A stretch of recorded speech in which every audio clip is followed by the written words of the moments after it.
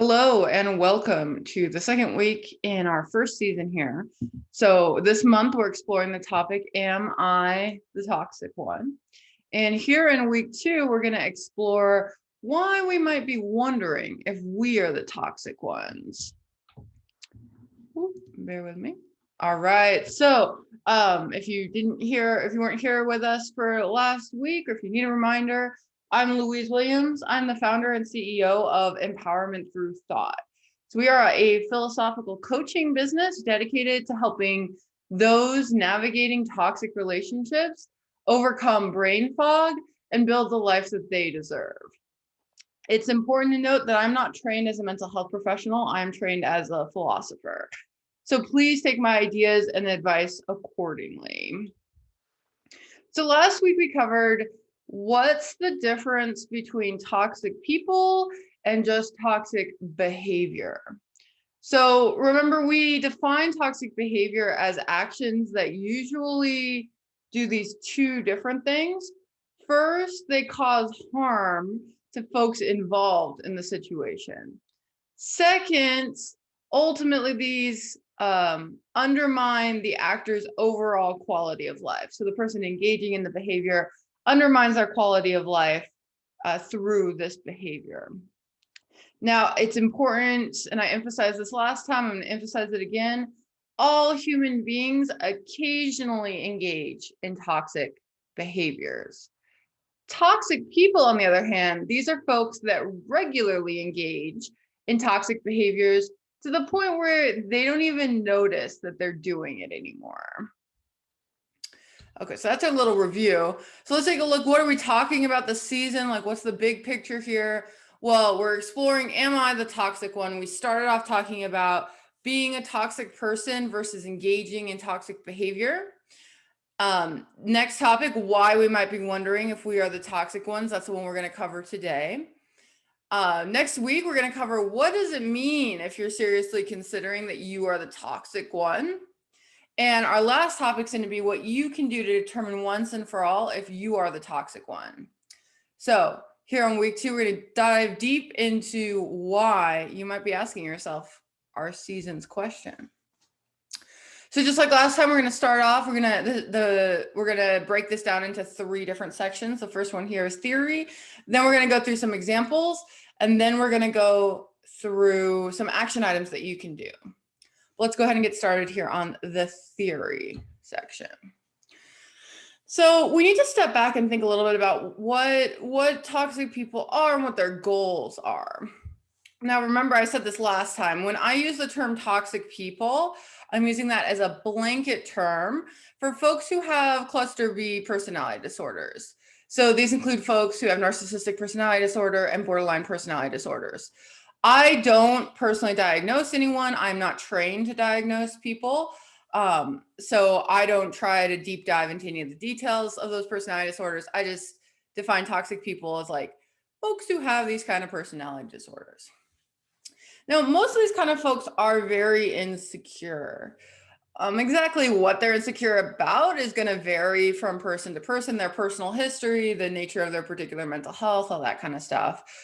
But in general, these folks are not coming from a place where they are authentically confident in their own personas. So, given these folks are very insecure, one of their major goals is to soothe their own insecurities. So how do toxic people do that? How do they soothe their own insecurities? Well, there's a lot of different answers to this question, but I think the main one is that they try to exercise control over others. They also will often assert themselves as more important than all the other people in any given situation. And they tend to create narratives where they are perfect and all wrongdoing is created by others. There are lots of other things we might add to this list. Maybe in your experience, you think that some of these are more important than others, or maybe you think I missed a few. These are just kind of a rough sketch of some of the ways toxic people try to achieve their main goal, which is to soothe their own insecurities. So most toxic folks cannot tolerate criticism. They can't handle right? They're so insecure, they just like can't handle the idea that they've done anything wrong, because that will like make everything crumble. So they have a very low tolerance for criticism. As a result, these folks will do anything they can to dismiss and deflect any attempts at criticism, right? So, okay, it's normal for humans to struggle to accept criticism. I don't know about you, but I've had moments where people have tried to criticize me, right? Like some people think I'm a little too loud. I'm kind of a loud person. That's a hard criticism for me to accept. But over time, I have come to believe I am sometimes too loud. So it's normal, right, for us to struggle to accept criticism, but toxic folks take that to like a whole different level. These folks will employ whatever tactics they have in order to get away from the criticism. So extreme maneuvers here on behalf of the toxic people in order to avoid thinking about, acknowledging, reflecting on criticism of any kind. So these folks typically engage in kind of deflecting any kind of criticism about toxicity. Right, so when you point out that someone is engaging in toxic behaviors, or if you're just having you're making a more mild point, just that someone might be a toxic person. The more mild point is that there's just a person engaging in toxic behaviors, right? As I said before, all human beings engage in toxic behaviors to some degree. So it's not like shocking to say that, oh, I think like you didn't handle that in the best way. I think that, that might have been an example of a toxic behavior.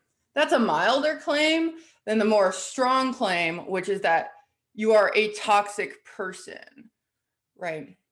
But whether you bring up any kind of these, basically if you mention the word toxic, a genuine toxic person is going to immediately identify that as a criticism, right? Toxic folks cannot tolerate criticisms, so they will do whatever it takes to escape that critique, whatever it takes. An obvious strategy for the toxic person to utilize is just to push that very critique on to the person presenting it. So if I'm a toxic person and you come to me and say like, oh, I think that was a little toxic. I'd be like, no, you the toxic one. You're the problem. Right? That's a way for me to deflect facing any of the core things that you're trying to bring to my attention. So I believe my face is a little in the way. I will shrink my face slightly. So why do you get called toxic, right? As the person working with this toxic person. So, right, you begin to suggest that there's some toxicity in the room. The toxic person is likely to turn that around and say that you are the problem, that you are the toxic one. This has several benefits for the toxic person's agenda, right? First, it keeps the toxic person from having to think about any criticisms you put forward. Right? After all, it's easy to dismiss the criticisms if it's coming from a toxic person, right?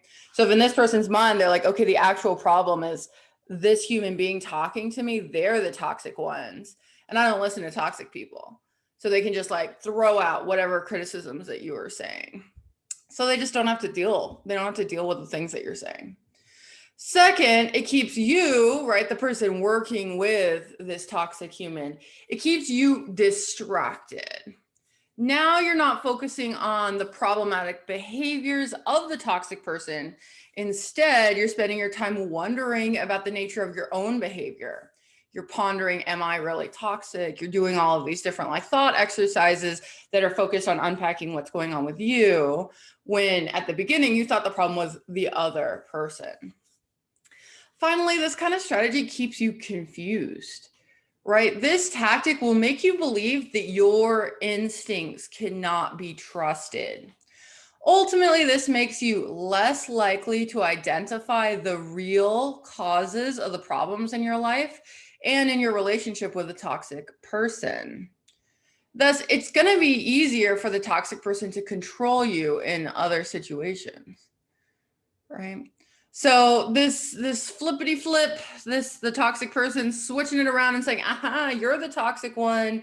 is really helpful for the toxic person because they don't have to think about the criticisms. It keeps you distracted and confused so that they can go about their business without worrying more about what you're going to do. And eventually they'll be able to exert more control over you.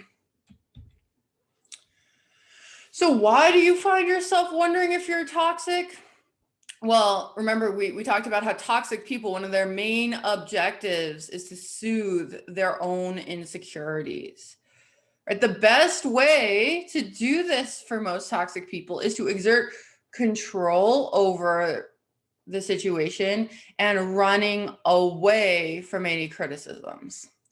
When someone brings up this question of toxicity, toxic people claim that the person launching the criticism is actually toxic, right? And in doing this, the toxic person manages to avoid facing any criticism as their primary objective, right?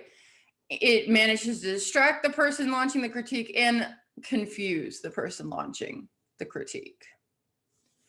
So why are you wondering if you're toxic? Well, it might be because the toxic person is intentionally trying to get you to focus on that question and not focus on the problematic things that the toxic person in your life is doing. So if you want to remember some of this stuff, I just want to remind you that in addition to this YouTube, over this week, there's going to be a series of blog posts that will be going live over on my website. My website's empowermentthroughthought.com. These posts are going to provide notes and a summary of all the different parts of this YouTube, in addition to some exclusive content. So you can go ahead and check that out in the description box below. I'll put a link there. So we're going to move into the next part. We're going to talk about some real world examples, right? So these are real world examples, but like they're not based on any particular human, right? These are folks that I'm creating for purposes of our discussion. We're going to have Cindy, who's a toxic person, and we're going to have Jesse. Last week we had Jesse being a not toxic person that sometimes did toxic behaviors. This time we're just going to focus on Jesse as a non-toxic person. Right, so we've got Cindy and Jesse.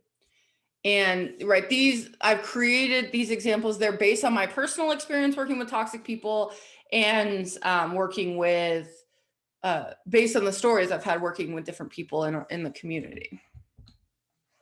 So here's the scenario we're going through. Jesse has been in a relationship with Cindy for about 2 months. Jesse's learned some recently about toxic people and is wondering whether Cindy might be a toxic person. He's not very sure. He's just started learning about it. He's just kind of got these thoughts floating around in his head. And Jesse decides, I want to be transparent with my partner. I want to like kind of talk about how these ideas are kind of percolating in my mind. So he just wants to have kind of a gentle conversation about toxicity with Cindy. No accusations, nothing like that. Just wants to be honest that these things have been floating around and, have a casual chat with Cindy. So Jesse goes about doing this, right? Jesse brings up the topic of toxicity. It's gentle, but he does bring it up over dinner one evening.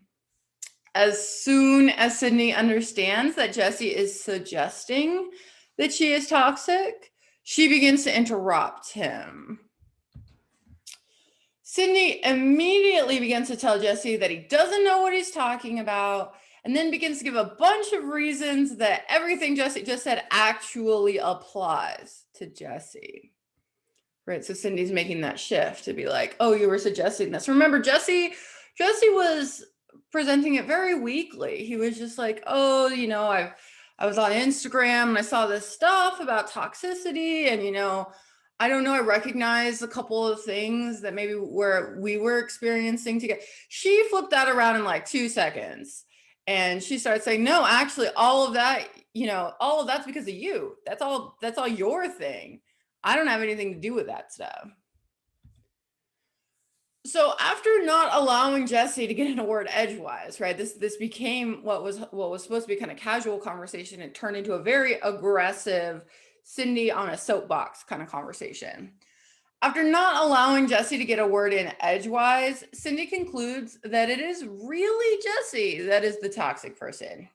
She says this with the utmost confidence. She's like 100% sure going in. You're the problem. You've always been the problem. And obviously, when somebody like comes at you like that, you want to defend yourself. You want to say something back. So Jesse is wants to say something, but before he even gets any words out of his mouth, Cindy just ends the conversation. She says, "That's enough. I'm not going to talk about this anymore," and just leaves the room.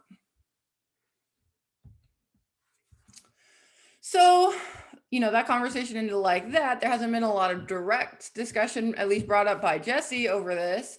But over the next 2 weeks, whenever Jesse does something Cindy doesn't like, she explains it as an obvious result of Jesse being toxic. So she takes literally any sized issue, whether it's something as simple as putting the toothbrush back in the cup to stuff like being late from, having to work late at the office. Every single thing Jesse does that Cindy doesn't like, she labels as a result of his toxicity, right? It's all evidence that Jesse is toxic. Cindy doesn't really explain any of that, right? She just like says to Jesse, like, see, clearly you're toxic. See, this is what toxic people do. She doesn't actually like give any reasons. She doesn't actually like spend time with Jesse to kind of try to figure it out. Instead, her goal is to weaponize the term toxic and use it as a way to make Jesse feel bad, right? So here we can see Cindy starting to try to exert control. She's using the word toxic as kind of a way to make Jesse have a certain feeling. Meanwhile, Jesse's getting really confused. In the original conversation, he was just trying to discuss some things that he learned about toxic people. He was wondering about Cindy, but he wasn't trying to directly say that she was toxic. He just wanted to have a casual conversation. Now Cindy seems so confident that Jesse is toxic, he begins to wonder if she's right. That's like a normal thing for us. If we have somebody in our group who's like 100% sure the world is this kind of way, and we're not inclined to agree with them, but we see their confidence and we're like, well, if they're that confident, like maybe there's something to that. Jesse begins to think that he might really be leaving the toothbrush on the bathroom vanity because he is a toxic person. Jesse begins to doubt his own ability to judge his behaviors and the behaviors of people around him. Jesse just isn't sure what to make of the way Cindy is treating him or the way he is treating anybody else. Right? So Jesse now, he was confused and now he's feeling doubtful of his own abilities. He's not really sure if like he can even tell anymore what's toxic and what's not. 3 months ago, he didn't think that you could be toxic because you leave the toothbrush on the bathroom vanity. But Cindy now is so confident that all of this is evidence that he's toxic. He starts to think, well, maybe I can't trust myself. Now, Cindy can control Jesse. When Jesse's in the state, Cindy can step in and get him to do the things that she wants him to do. So, when Cindy needs Jesse, needs here, like quotes, needs Jesse to do something for her, she intentionally utilizes this toxicity criticism to get Jesse to do the work for her. Cindy might start saying things like, well, if you aren't toxic, then you will go pick up my dry cleaning for me. Jesse doesn't want to be a toxic person and doesn't trust his own instincts anymore. Right? He doesn't think he can figure out what's toxic or not. So he's like, well, maybe she's right. Maybe if I am not a toxic person, I will do these errands for her. In this way, Cindy has used the toxicity criticism to more easily control Jesse. Throughout all of this, Cindy never once actually considers that she might be toxic or at least engage in some toxic behaviors. Cindy has completely avoided doing any real introspection or reflection. Instead, Cindy has reassured herself that she is great, she is in control, and she can get whatever she needs from the people around her. Jesse is now more dependent on Cindy than ever, right? He's concerned that he might be toxic. Well, he didn't have that concern at all going into the initial conversation. He doesn't trust his instincts anymore, and thus is more easily controlled by the things that Cindy says. And since Jesse is not a toxic person, right? We just stipulated that at the beginning of this. Since Jesse is not actually a toxic person and he can tolerate criticism, right? Maybe it's not always the easiest thing for him. Like for most of us, it's a little bit difficult, but he can at least tolerate it. He can make space in his mind to consider maybe I'm doing something wrong. Now he's seriously considering whether he might be the toxic one. This means a lot of emotional and intellectual energy is being devoted to his own self-analysis. As a result, he's not thinking about the problematic behaviors that Cindy is engaged in. He's too busy. He's too busy overanalyzing his own behaviors in order to even notice that at least a good amount of the time, the reason he's acting the way he is because Cindy is doing all of these kind of over the top things to him. Okay, so that's the story of Cindy and Jesse. So let's go ahead and step back a little bit and try to notice some things about this situation. So Cindy took what Jesse intended to be an innocent conversation and found a way to turn it into a method for controlling Jesse. I gotta get some water, hang on. Ooh, the weather's changing here and it is dry. Okay, so Cindy took, right, that like this very innocent little conversation and switched it into like something about controlling Jesse.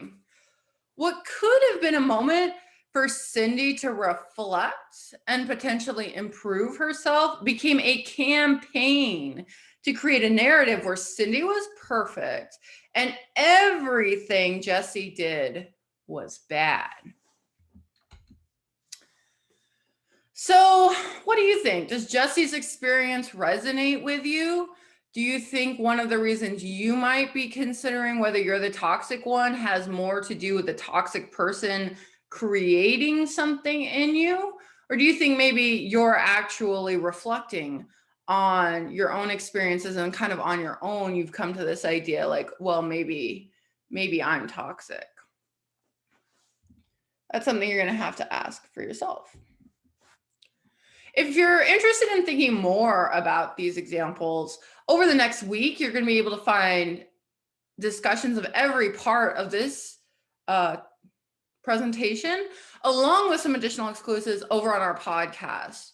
Our podcast episodes are broken into 10 to 20 minute mini episodes, so like smaller chunks than this presentation.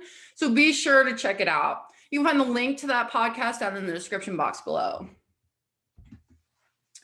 Okay, so now we're going to transition into the action items. These are things you can do in order to investigate why you might be wondering if you are the toxic one. So the first thing to do is to try to identify the source of your questioning. What's causing you to ask this question? So, right, toxic people can cause us to worry about our own levels of toxicity as a tactic to control us. Now, that's not the only reason somebody might be wondering if they're the toxic one, but this is a feature of toxic people that they can, just like achieve their own goals of avoiding any criticism by causing others to focus in on this question. So when we can identify the source behind our question, am I the toxic one?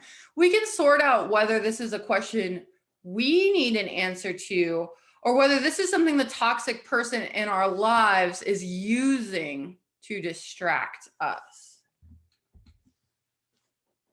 So in order to figure this out, I'm going to suggest that you write your story.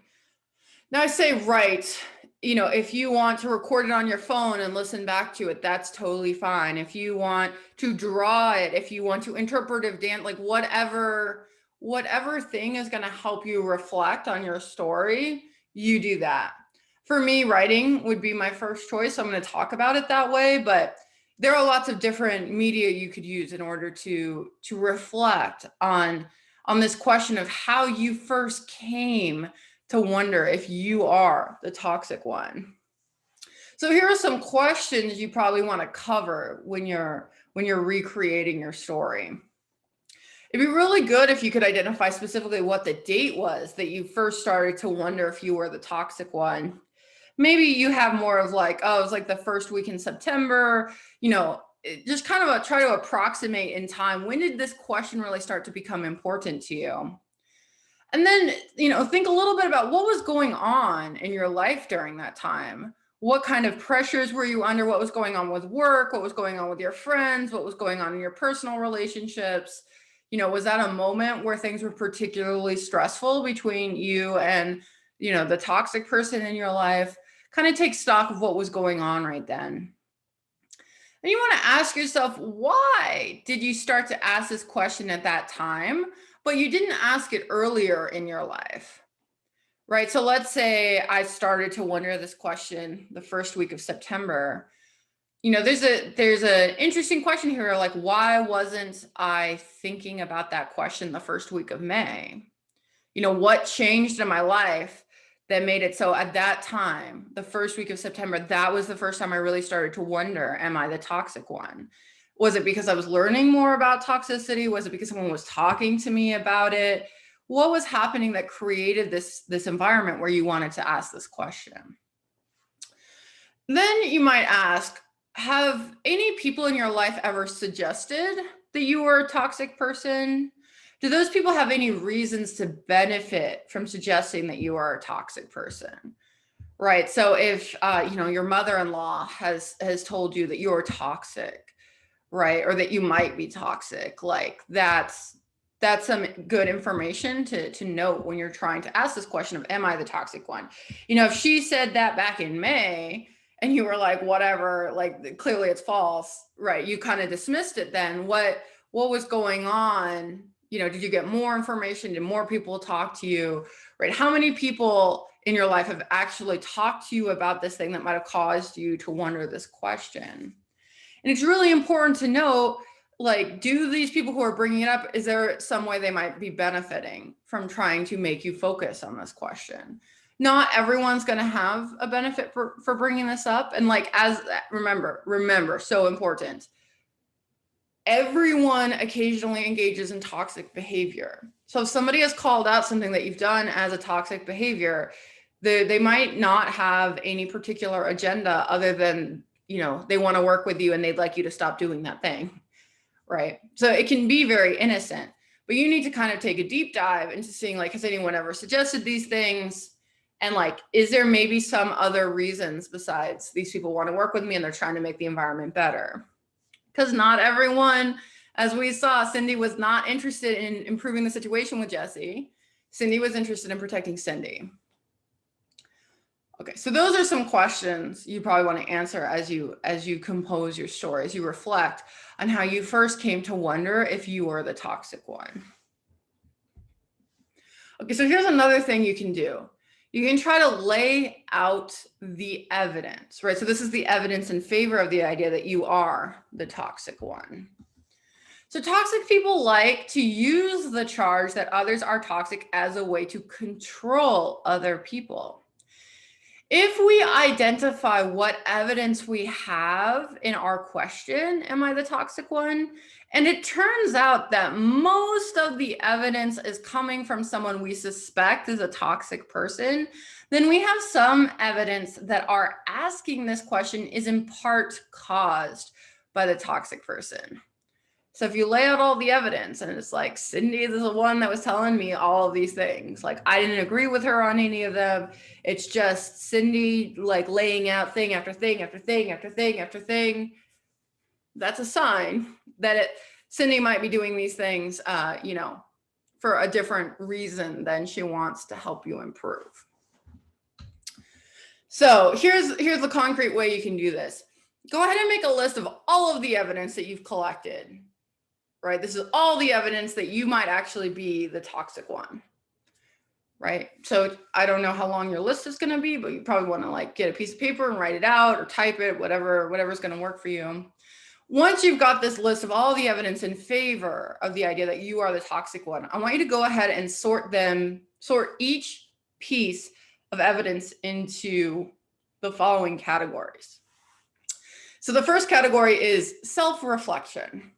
These pieces of evidence were created as a result of your own thinking about your behavior, right? So maybe, you know, you were trying to go to bed one night and you were thinking about like, yeah, I was weirdly a jerk to the mailman.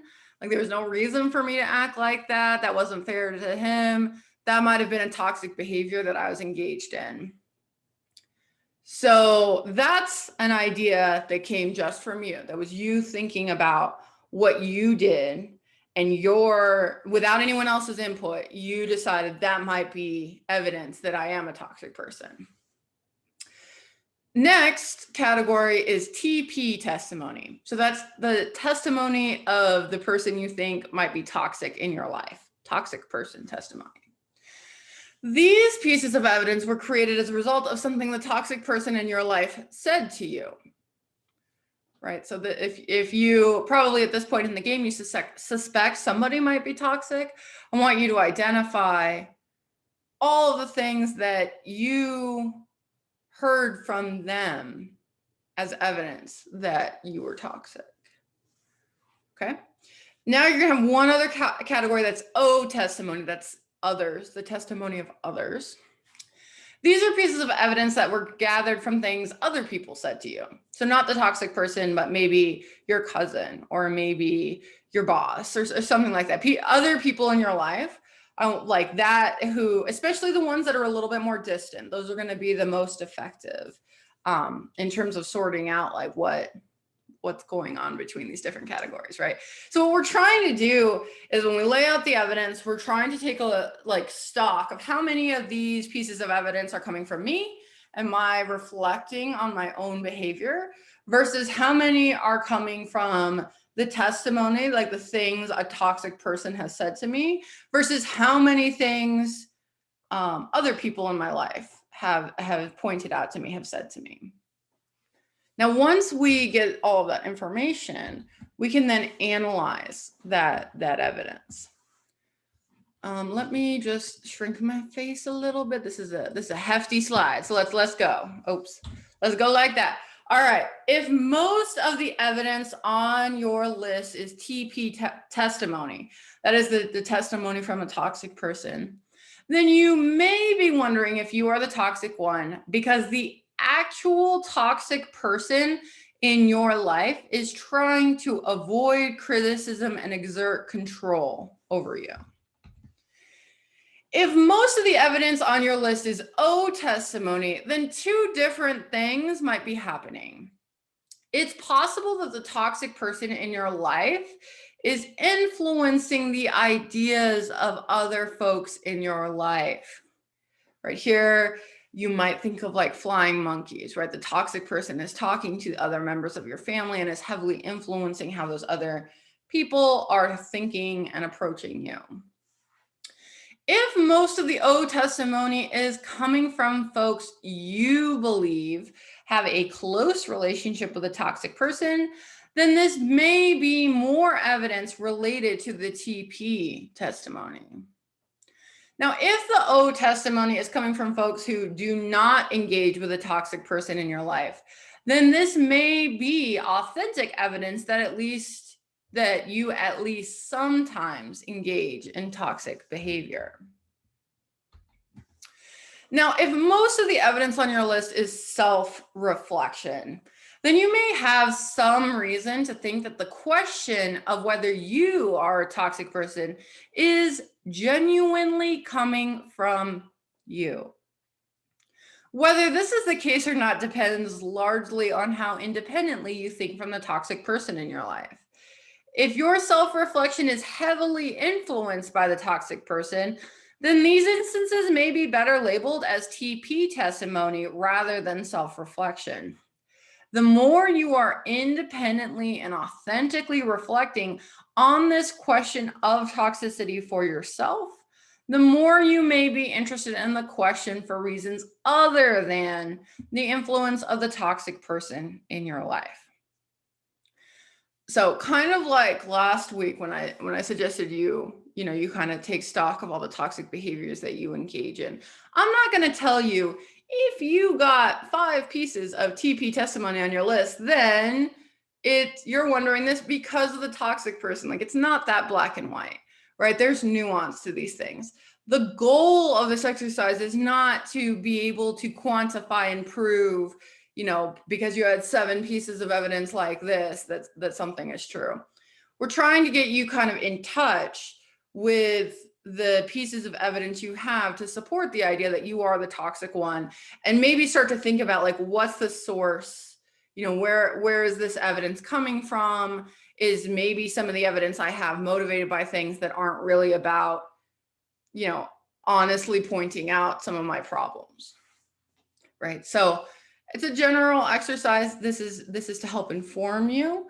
This is not a personality test. This is not the kind of thing where I'm going to say, if you have 5 of this, then this is fact. We're not about that here, right? That's not our speed here. So I just want to remind you of a couple things that are really important. Only a licensed mental health provider can officially diagnose anyone, right? Only a licensed mental health provider can do that. It is normal for human beings to occasionally engage in toxic behaviors. It's not the best thing about human beings, but it's a very normal thing about us.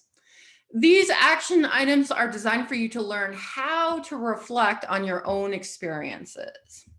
It's really important that you be mindful of your own mental health and emotional needs as you complete these action items. As you're doing these exercises, you discover that you're feeling a lot of really strong feelings and you need support in order to navigate those, I strongly encourage you to go and seek that support. Don't just try to do it out on your own. If you're in crisis, please contact the crisis text line. They're there 24/7. They have crisis text, or they have crisis counselors that you can communicate with. If so long as you can communicate in English, you can communicate with them. So please seek help if you need help as you're doing this. And just keep in mind, we're just trying to do some reflection activities here. So why do we wonder if we are the toxic ones? Well, sometimes it's because we're authentically concerned about problems with our behavior. That can definitely happen. We didn't discuss that a lot in this talk, but it can definitely be the case that you might just be like noticing, like, I didn't handle that great. That was a problem.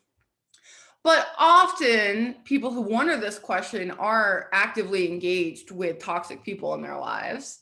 And those toxic people will try to convince us that we are a problem as a way for them to achieve their own goals, right? Remember, we went through Cindy and Jesse. Cindy used Jesse's concern about toxicity to control him. So if you're wondering, am I kind of in Jesse's position, or am I kind of more like the person who's just authentically wondering about their problems with their own behavior? I recommended 2 different things you can do to kind of start to get a grip on how these things are going in your own life. First, we talked about identifying the source of your questioning through writing your story. And then we talked about laying out your evidence. That's all the evidence in favor of the idea that you are a toxic person, and trying to categorize those and starting to get a sense of which pieces of evidence are coming from your authentic reflection and which are coming from kind of outside forces. So in our next episode, we're going to be continuing our topic, am I the toxic one? We're going to dive into the subtopic, what does it mean if you are seriously considering that you are the toxic one? If you want more information on this week's topic, you can find it on our blog and on our podcast. Links are in the description box below. Be sure to subscribe and hit that notification bell to keep up with our topic this month. Thanks so much for joining, and be sure to give this video a thumbs up if you like this episode. Thanks so much. I'll catch you later. Bye-bye.